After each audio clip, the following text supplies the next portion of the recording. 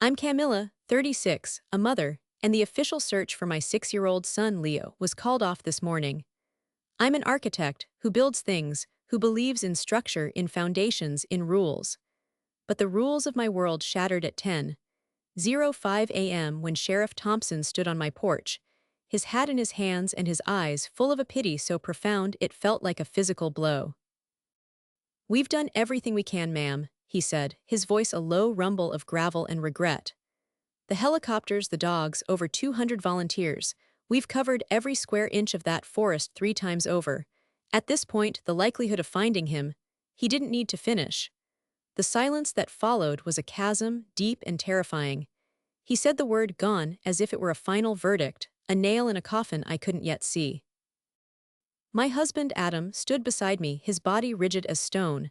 I reached for his hand, a desperate, instinctual gesture, but he pulled away. His gaze was fixed on the tree line at the edge of our property, the very woods that had swallowed our son a week ago. When he finally turned to look at me, his eyes were not filled with shared grief, but with something cold and sharp. An accusation. "Thank you, Sheriff," Adam said, his voice clipped and hollow. He closed the door, shutting out the world and trapping the two of us in a new, suffocating reality. The house, once filled with the sounds of Leo's laughter and the thunder of his small feet, was utterly silent. It was the kind of silence that screams. "What do we do now, Adam?" I whispered, my voice trembling. He finally looked at me, and the foundation of our 10-year marriage cracked. There is no we, Camilla," he spat, the name sounding like a curse. "This is on you, he was with you. It was your picnic, your idea to go to the woods, your watch." Each word was a stone, and he was building a wall between us with terrifying speed. I felt the air leave my lungs. "Adam, no, you can't mean that. It was an accident. He wandered off."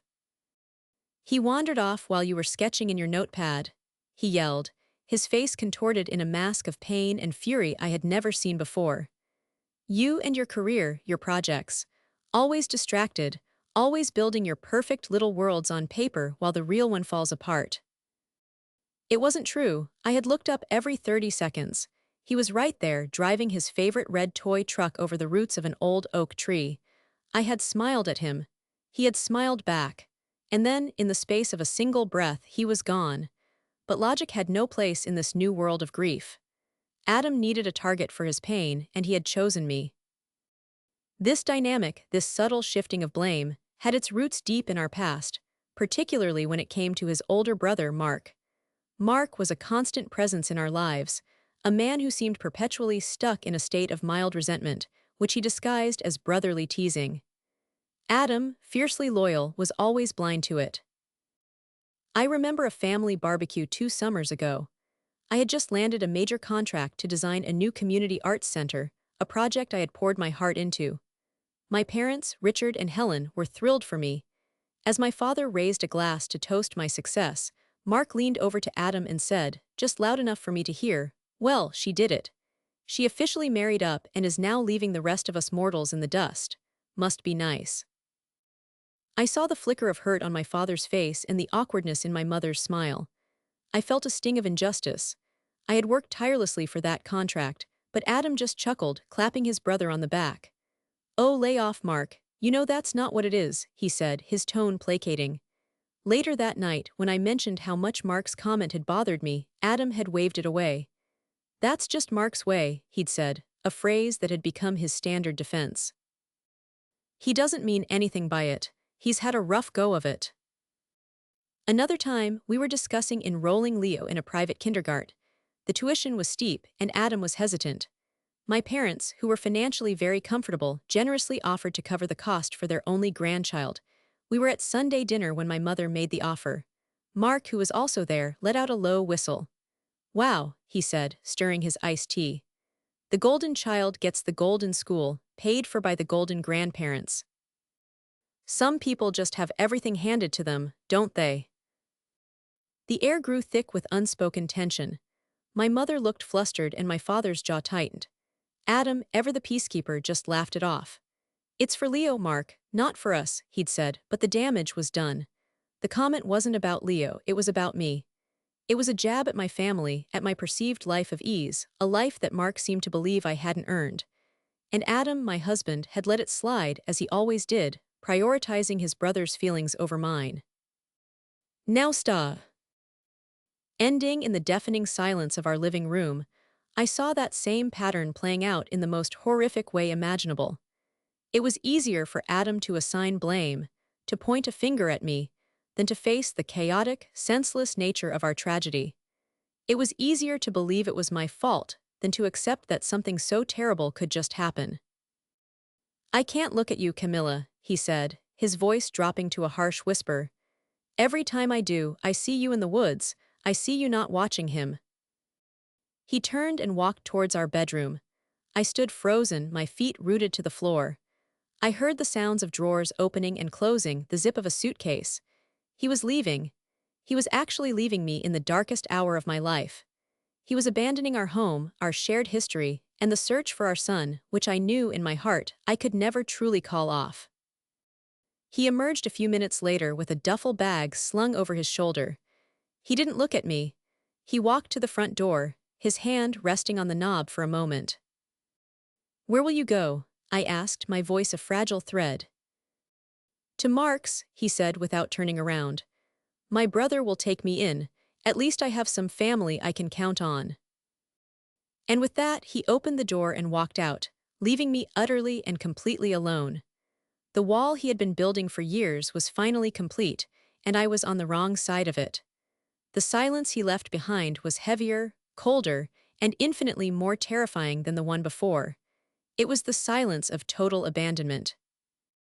The first 24 hours after Adam left were a blur of hollow moments stitched together by a thread of pure agony. The house felt cavernous, each empty room an echo of a life that no longer existed. I wandered from the kitchen to the living room, my hand trailing along the walls as if to make sure they were still real. I ended up in Leo's room, a place that had been a sanctuary of joy and was now a museum of pain. His little blue comforter was rumpled on the bed, exactly as he'd left it a week ago. A tower of colorful building blocks stood precariously on his play mat, a half-finished masterpiece. His favorite picture book, about a brave little bear who gets lost in the woods but finds his way home, was lying open on his pillow. I picked it up, my fingers tracing the smiling face of the bear. A sob escaped my chest, a raw, guttural sound that seemed to be torn from my very soul. I collapsed onto his bed, clutching the book, and wept until my eyes were swollen shut and my body ached with the effort of my grief. The blame Adam had thrown at me clung to my skin like a shroud. "It was your watch, your responsibility." The words circled in my mind, a cruel mantra. Had I been distracted? Had I looked away for too long? I replayed those last moments over and over again, dissecting every second. The sunlight filtering through the leaves, the scent of pine and damp earth, Leo's bright, happy face as he made vroom vroom sounds with his truck. I had been sketching the ancient oak tree, its gnarled roots creating a perfect little landscape for his game. I was capturing a moment of peace, a memory. I hadn't been neglectful, I had been a mother, cherishing her son. But Adam's accusation had planted a seed of doubt, and it was growing into a thorny vine, wrapping itself around my heart. My parents called, their voices a lifeline in the suffocating silence. "Camilla, darling, how are you?" my mother Helen asked, her voice thick with unshed tears. I'm here," I managed to say. "We're coming over," my father Richard said, his tone leaving no room for argument. "We'll be there in 20 minutes." When they arrived, they didn't offer empty platitudes or suffocating pity. My mother simply wrapped her arms around me, holding me tightly as a fresh wave of sobs shook my body. My father walked through the house, his expression grim. He paused at the doorway of Leo's room, his shoulders slumping for a fraction of a second before he straightened them again, his resolve like a steel rod. "Where's Adam?" he asked, his voice low. "He left," I whispered, the words tasting like ash. "He blames me, Dad. He went to stay with Mark." My father's face darkened. He had never been fond of Mark, seeing past the forced jokes to the envy that lay beneath. He looked at my mother, a silent communication passing between them. They had seen the subtle ways Adam had allowed his brother to chip away at my confidence over the years. They saw this for what it was, the final, devastating blow. "You are not alone in this, Camilla," my father said, his hand resting on my shoulder, his touch firm and grounding. "We are here, we will get through this, and we will not give up on Leo." His words were a small candle in my vast darkness. The official search might be over, but for us, it never would be. Their presence was a stark contrast to Adam's absence. Where my husband had abandoned me, my parents stood firm, a bulwark agi. NSD the tide of despair. The next few days passed in a gray haze. The news crews that had camped out at the end of our street packed up their vans and left, seeking the next tragedy. The casseroles and sympathetic cards from neighbors stopped appearing on the porch. The world, it seemed, was moving on, accepting the sheriff's grim conclusion. I felt like a ghost in my own life, haunting the rooms where my family used to be. I stopped answering the phone, letting my mother's worried voicemails pile up. I couldn't bear to talk about it, to rehash the horror, to feel the pity of others. The house became my prison. Every object was a memory, every shadow a phantom. Leo's muddy sneakers by the back door, a half-finished drawing of our family, a smiling stick figure mommy, daddy, and a smaller figure with a shock of brown crayon hair taped to the refrigerator. Adam's favorite coffee mug, left by the sink.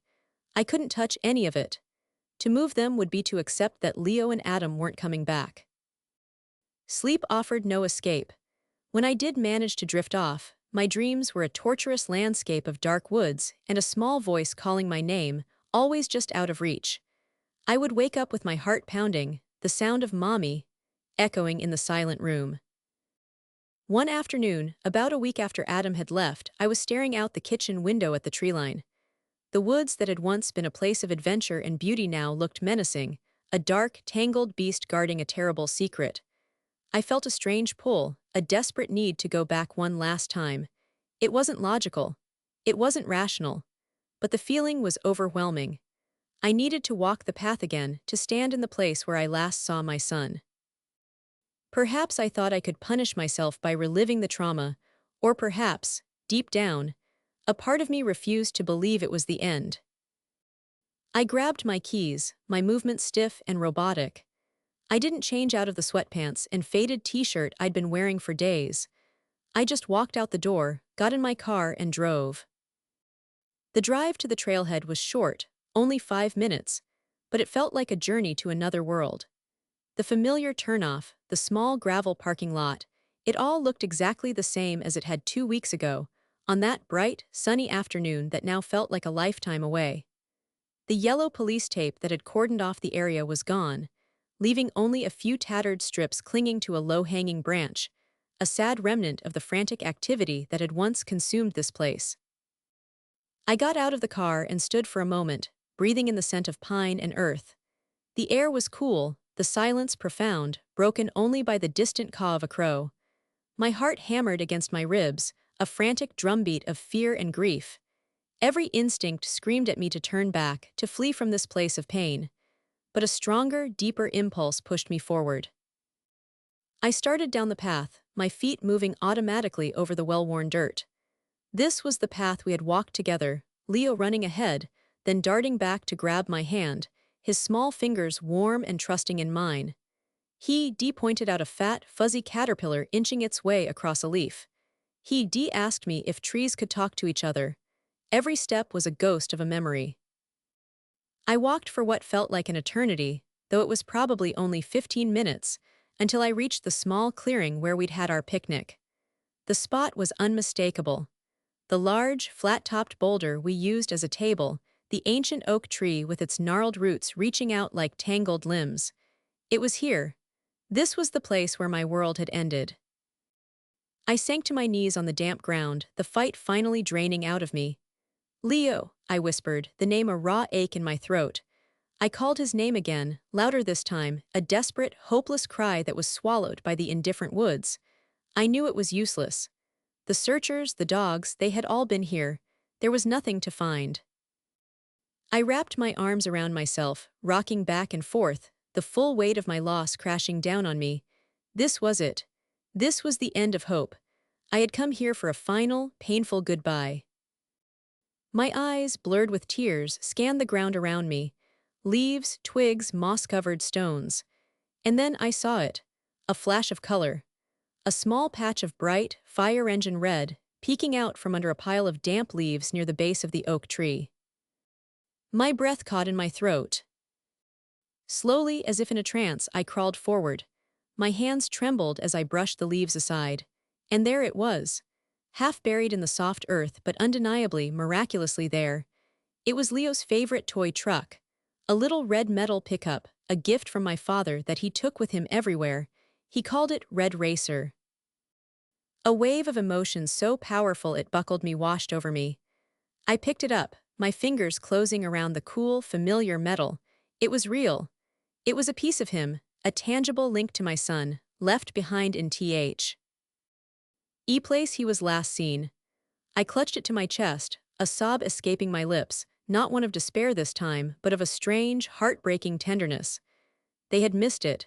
In all their searching, with all their equipment and manpower, they had missed this one small, precious thing. I sat there for a long time, just holding the truck, turning it over and over in my hands. The wheels were caked with mud. A small dent on the fender from when he'd crashed it into the leg of the kitchen table. As I gently ran my thumb over the driver's side door, my finger brushed against something loose. I looked closer. The tiny driver's side door, which was notoriously difficult to open, was slightly ajar. My fingers, clumsy with a mixture of hope and fear, worked at the tiny latch. It popped open.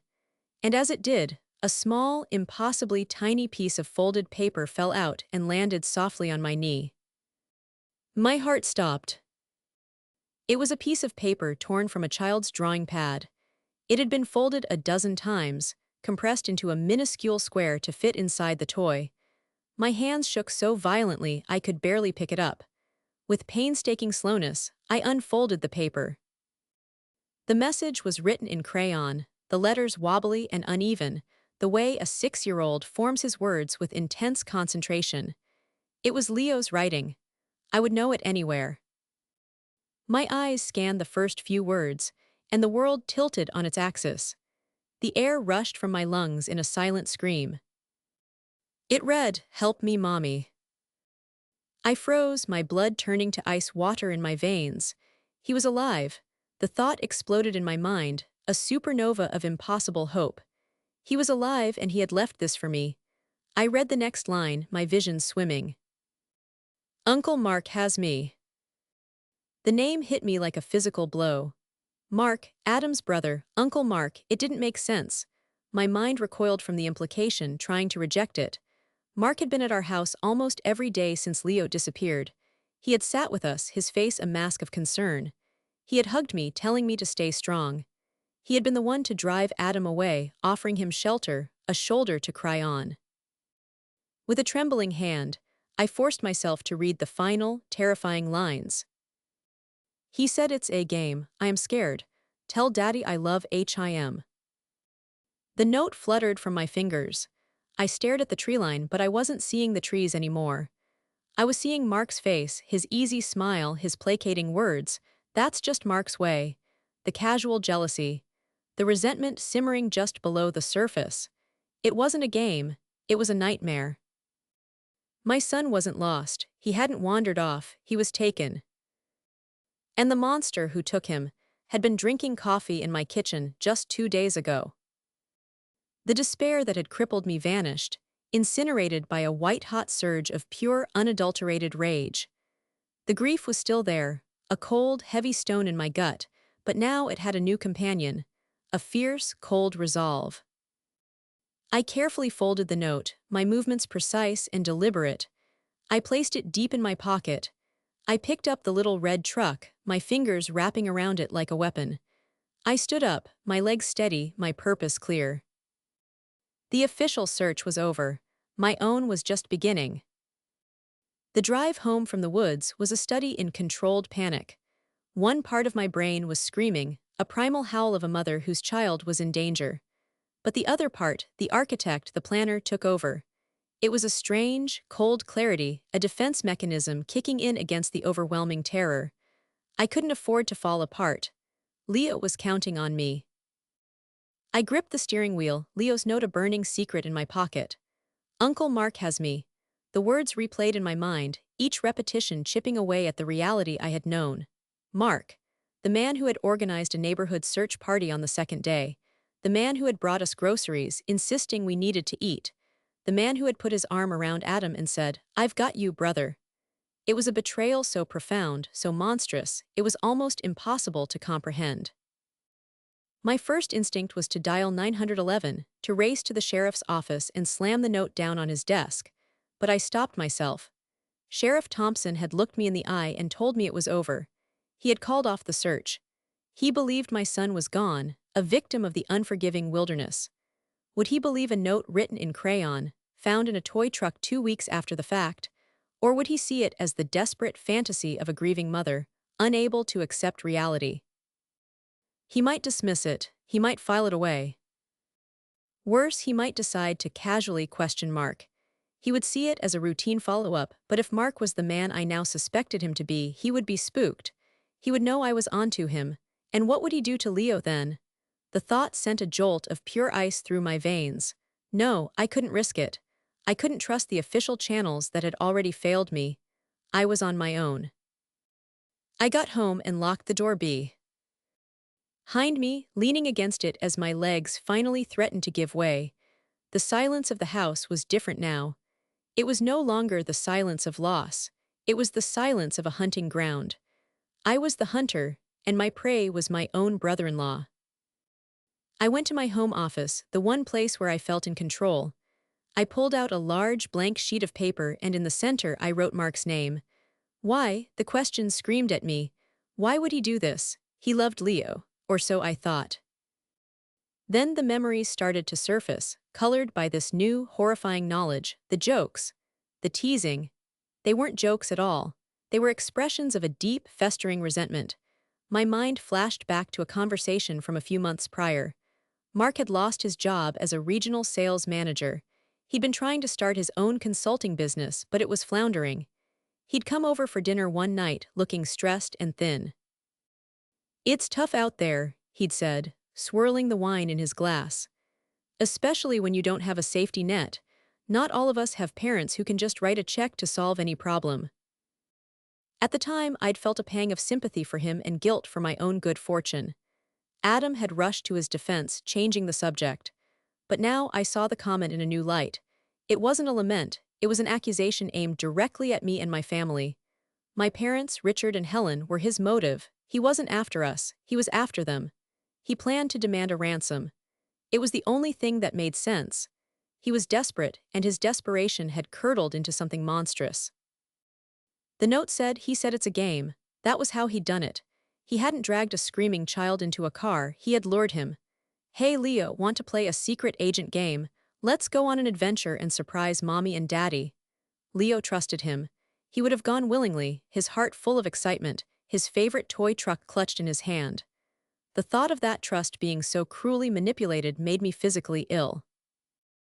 I needed proof. A crayon note wasn't enough. I needed something concrete, something the police couldn't ignore. I was an architect. I solve problems by breaking them down into smaller, manageable parts. I would apply that same logic to this. First, I needed to establish that Mark was in financial ruin. It would solidify his motive. Second, I needed to figure out where he was keeping Leo. It couldn't be at his own house. That was the first place the police had searched, albeit cursorily. It had to be somewhere secret, somewhere secure. My investigation began online. I was no detective, but I was methodical.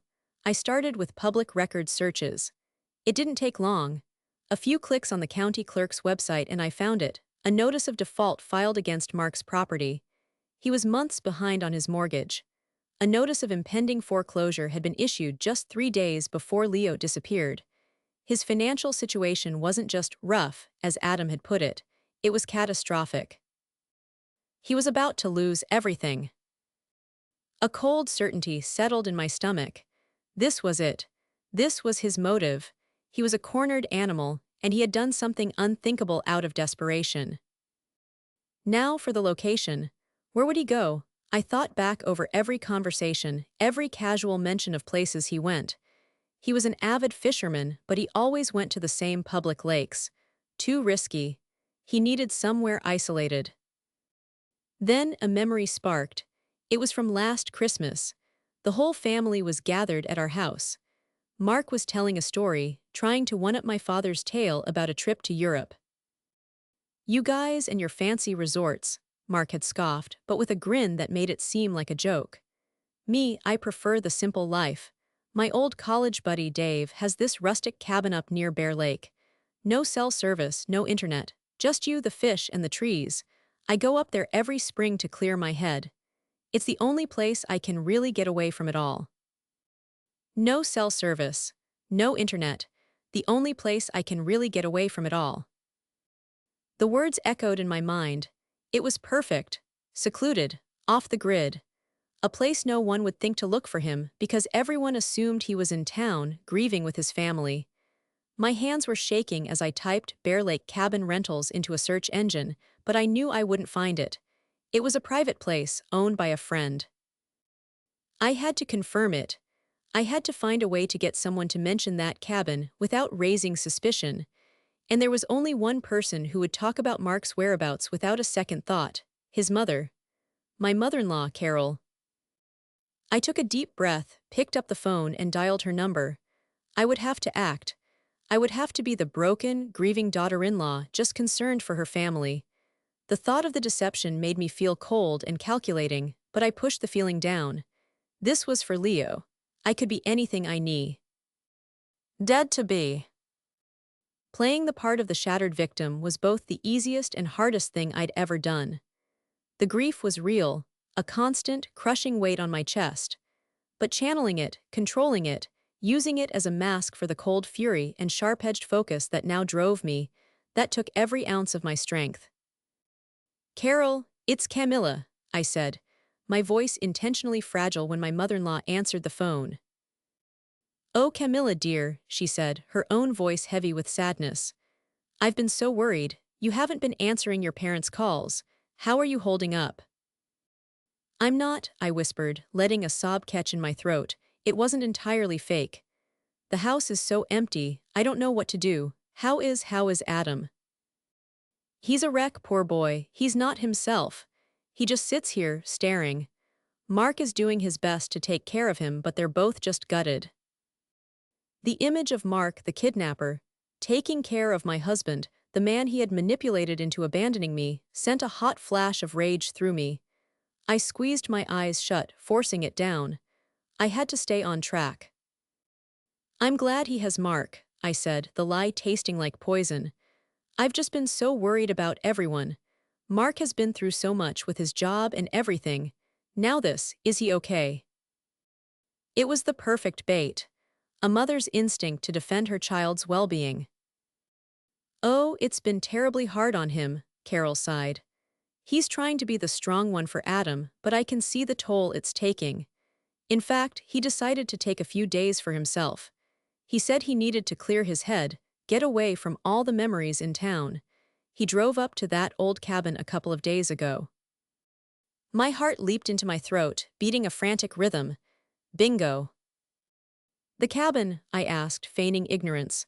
"Oh, that's good, he needs the rest." "Yes, that little place up by Bear Lake his friend Dave owns. He always says the peace and quiet up there resets him.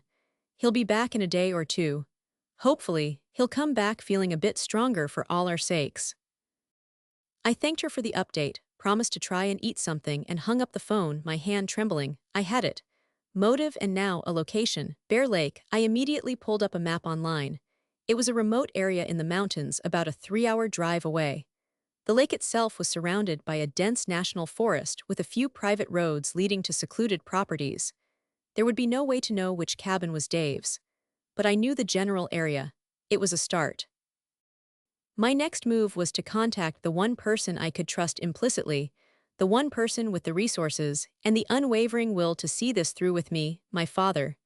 But I couldn't just call him. This was not a conversation for the phone. I drove to my parents' house, the little red truck and the precious, terrible note tucked safely in my purse. I found them in the living room, their faces etched with worry when they saw me. Camilla, what is it? My mother asked, rushing to my side. I couldn't speak. I simply opened my purse, took out the toy truck, and placed it on the coffee table. Then, I handed the unfolded note to my father. I watched his face as he read it. My father is a calm, pragmatic man, a self-made businessman who built his company on logic and control. But as his eyes scanned Leo's wobbly crayon letters, I saw his composure shatter. The color drained from his face, replaced by a dark, thunderous rage. He looked up from the note, his eyes meeting mine, and in their depths I saw not a question of belief but a promise of action. Helen, he said, his voice dangerously low, call my lawyer, and then call Ben Carter. Tell him it's a code red. Ben Carter was a name I hadn't heard in years. He was a former police detective who had left the force to start a high-end private security firm. My father had used his services a few times for corporate matters. Ben was discreet, efficient, and utterly relentless. My mother, her face pale with shock, moved to the phone without a word. My father stood up and began to pace, his mind already working, formulating a plan. Bear Lake, I said, finally finding my voice. His mother said he went to a friend's cabin at Bear Lake to clear his head. My father stopped pacing and looked at me, a new respect in his eyes. Good girl, Camilla, you did good. Within the hour, Ben Carter was sitting in my parents' living room. He was a tall, imposing man with watchful eyes that missed nothing. He listened intently as I recounted the entire story, from finding the truck to my phone call with Carol.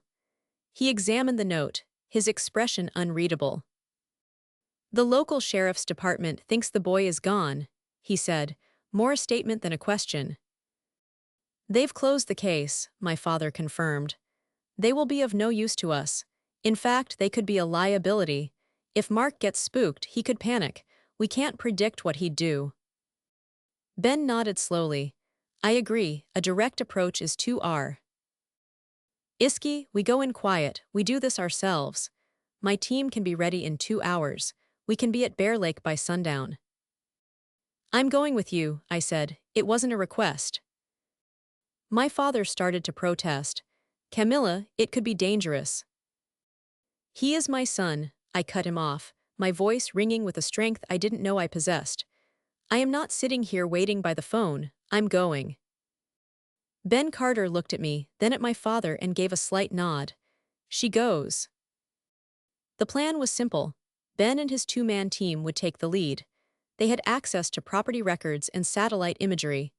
They would identify cabins on the private roads around Bear Lake owned by anyone named David or Dave with a known connection to Mark. We would approach under the cover of dusk, confirm Leo's presence, and then extract him. Dealing with Mark would come second. Leo's safety was the only priority. As we prepared to leave, I saw Adam's car pull into my parents' driveway. My heart clenched. Carol must have called him after our conversation. He got out of the car, his face a mess of confusion and desperation. Your mom called, he said, walking towards me. She said you were here. Camilla, what's going on? Why are you talking to my mother? Why is Ben Carter here? My father stepped forward, positioning himself between us. Now is not the time, Adam. Not the time, he demanded, his voice rising. My son is gone, my wife is acting strange, and no one is telling me anything. I looked at my husband, the man I had loved, and I felt nothing but a vast, empty distance. He was so wrapped up in his own pain and guilt that he was completely blind. He couldn't see the truth even as it was assembling a rescue mission right in front of him. I'm going to find our son Adam, I said, my voice as cold and clear as glass. He stared at me, uncomprehending. What are you talking about, He's not gone, I said. He was taken, and I'm going to bring him home. I turned my back on his stunned face and got into the car with my father and Ben. As we pulled away, I saw him standing alone in the driveway, a lost and broken man, finally beginning to understand that the neat and simple story of blame he had constructed was about to be burned to the ground. The 3-hour drive to Bear Lake was the longest of my life. I sat in the back of Ben Carter's black SUV, the little red truck on the seat beside me, my hands clenched into fists in my lap. My father sat in the front, speaking in low, clipped tones with Ben, going over logistics and contingencies. I stared out the window, watching the city suburbs give way to rolling hills, and then to the dense, towering pines of the mountain forests. Every mile we covered was a mile closer to Leo. The thought was both a comfort and a terror. Ben's team had worked quickly. By the time we were an hour into the drive, they had narrowed it down. There were only 2 properties on Bear Lake registered to a David connected to Mark. One was a large, modern A-frame, clearly a family vacation home. The other, located at the end of a long, unpaved road called Aspen Creek Trail, was a small, rustic cabin on a 5-acre lot, owned by a David Petrie, who had been Mark's roommate in college. A quick search showed an old social media photo of Mark and Dave Petrie on the porch of that very cabin, holding up a string of fish. That was our target. As the sun began to dip below the mountain peaks, casting long, dramatic shadows across the landscape, we turned off the main highway onto the unmarked service road. The SUV jostled over the uneven terrain. The air grew cooler, the silence deeper. We were in his world now. We parked about a half-mile from the cabin's location and proceeded on foot. Ben and his 2 men, dressed in dark, functional clothing, moved with a silent, practiced efficiency that was both reassuring and terrifying. They were professionals, prepared for the worst. My father, his face set like granite, followed close behind them. I brought up the rear, my heart pounding a rhythm that seemed to shake my entire body. Step by step. Closer and closer. Ben held up a hand and we all froze. Through the trees I could see it. A small, darkwood cabin, a thin curl of smoke rising from its stone chimney. A battered-looking green pickup truck was parked near the front porch. It was Mark's truck. He was here. Ben pulled out a pair of high-powered binoculars, scanning the property. "One vehicle," he whispered. "Lights on in the front room. No movement outside." He handed the binoculars to me. "What does your gut tell you, Camilla?" I raised them to my eyes, my hands shaking.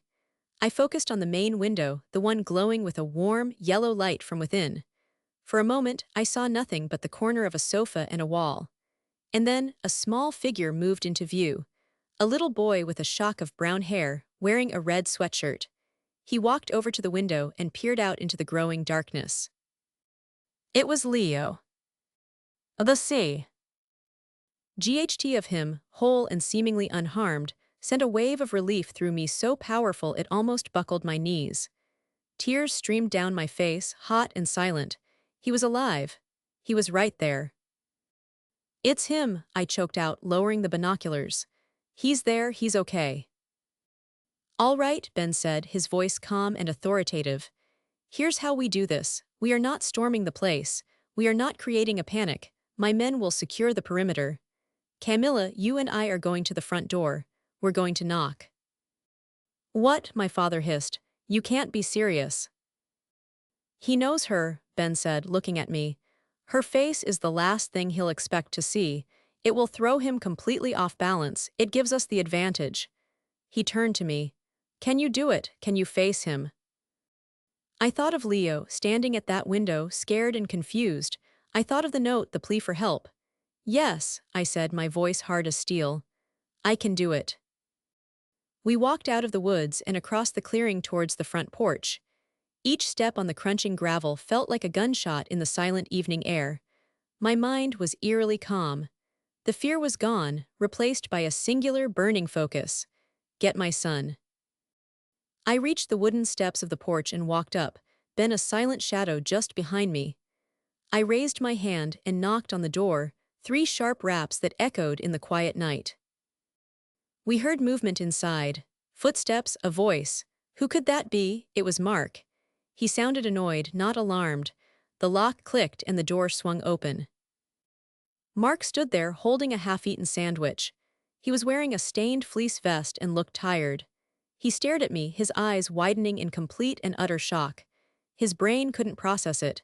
His mouth opened and closed, but no sound came out. He looked past me, saw Ben standing in the shadows, and the color drained from his face. He knew. It was over. "Hello, Mark," I said, my voice devoid of any emotion. "I'm here for my son." Before he could react, I pushed past him into the cabin. And there, standing in the middle of the small, rustic living room, was Leo. He turned, his eyes growing wide as saucers when he saw me. "Mommy," he whispered, as if I were an apparition. "Hi, baby," I said, my voice breaking as I dropped to my knees and opened my arms. He ran to me, crashing into my chest with a force that knocked the wind out of me. I wrapped my arms around him, burying my face in his hair, breathing in his scent. He was real. He was warm. He was safe. I held him tightly, my body shaking with sobs of relief, my son clinging to me as if he'd never let go. "You got my note," he mumbled into my shoulder. "I knew you would." Behind me, I heard my father's voice, cold as a winter storm. "You have no idea what you've done, Mark." I turned, still holding Leo, to see Mark slumped against the wall, his face pale and slack. Ben's men were inside now, silent and imposing. The fight had gone out of him completely. He looked not like a monster, but like what he was, a weak, pathetic man who had made a catastrophic choice. "It was a game," Mark stammered, looking at me, his eyes pleading. "I was going to give him back, Camilla, I swear. I was so desperate. I was going to send the ransom note tonight. I just needed some money to get back on my feet. I would never have hurt him." "You did hurt him," I cried, my voice finally breaking with the full force of my rage and pain. "You terrified him, you tore our family apart, you let my husband blame me, you let me think my son was dead." Leo buried his face in my neck, and I immediately softened my tone, stroking his hair. "It's okay, baby. It's over now, Mommy's here." Mark broke down, sliding down the wall into a sobbing heap on the floor. "I'm sorry," he wept. "I'm so sorry." I looked at the pathetic figure on the floor, the man who had caused so much destruction, and I felt nothing. No pity, no forgiveness, just a vast, empty coldness. My father took out his phone. "I'm calling Sheriff Thompson," he said, his eyes fixed on his nephew. "I'm going to tell him we've found a missing boy, and the man who took him." The arrival of the official police cars, their flashing red and blue lights cutting through the darkness of the forest, felt surreal. Sheriff Thompson stepped out of his vehicle, his face a mixture of astonishment and deep, professional embarrassment. He saw me standing on the porch, holding a sleeping Leo wrapped in a blanket. He saw my father, stern and unyielding. He saw Ben Carter's team, and finally he saw Mark, sitting in the back of one of Ben's SUVs, his face buried in his hands. I don't understand," the sheriff stammered, looking at me. "You closed the case, Sheriff," my father said, his voice sharp. "My daughter did not. She found this." He handed the sheriff the small, folded piece of crayon-scribbled paper. Sheriff Thompson read the note under the beam of his flashlight, and I watched him visibly deflate. He oaked from the note to me, and the pity was gone from his eyes, replaced by a profound, humbled respect. "Ma'am," he said, his voice hoarse, "I cannot apologize enough." The rest of the night was a blur of procedures. Statements were taken. The cabin was secured as a crime scene. Mark was formally arrested and taken away, not once looking in my direction. Through it all, I never let go of Leo. He slept in my arms, his little body warm against mine, a reassuring weight that anchored me in reality. We drove back not to my house but to my parents'. It was a sanctuary, a place of safety and warmth. My mother was waiting, and when she saw Leo, she simply broke down, gathering us both into her arms. We were a family, wounded but whole, held together by the fierce, unbreakable bonds of love. The news broke the next morning, but it was a different story this time. The headlines weren't about a tragic accident, but about a mother's refusal to give up, about a rescue, about a shocking betrayal. My phone buzzed incessantly, but I ignored it. The only thing that mattered was the little boy sitting at my parents' kitchen table, happily eating a stack of pancakes my mother had made him, as if the past 2 weeks had been nothing more than a bad dream. It was late in the afternoon when Adam arrived. I saw his car pull up from the window. My father moved to intercept him at the door, but I stopped him. It's okay, Dad. I need to do this. I met him on the porch. He looked terrible. His eyes were red-rimmed and bloodshot, his face pale and unshaven. He looked like a man who had been hollowed out from the inside. Camilla, he began, his voice cracking. I saw the news. Is it true, Mark? Yes, I said simply. It's true. He had Leo in a cabin near Bear Lake. He was going to demand a ransom from Mom and Dad. Adam swayed on his feet, reaching out to the porch railing to steady himself. The reality of it, the sheer scale of his brother's deception and his own blindness, was finally crashing down on him. I can't believe it, he whispered.